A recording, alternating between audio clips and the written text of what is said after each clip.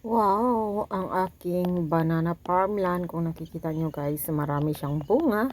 Ayan oh, at saka may mataas na buli. Naku, sobrang taas ng kapakadelikado at marami din siyang mga papaya. Kasi now is a summer kaya ayan no, nagsitaasan na. Ayan yung aming banana farmland. Napakaganda tingnan kasi marami na siya. Noong nandoon ako sa Pilipinas last year, nagtanim kami ng aking asawa. Nagsipag talaga ako, sabi ko, para pag may tinanim, may aanihin, no? Pagdating ng panahon, mayroon tayong aanihin. May gagapasin tayo, di ba?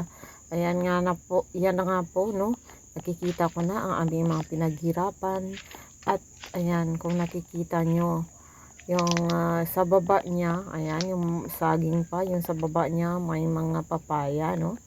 Ayan, no? Napaka sarap sa feelings na makikita mo na yung pinaghirapan mo. Ayan guys, ang rice farm namin. Ayan sa baba. And then, doon mayroon din sa kabila. Ayan, kung nakikita niyo doon sa kabila, may marami ding mga tanim doon. May mga mangga at iba pa po. Ayan, no? May, ayan, maraming salamat.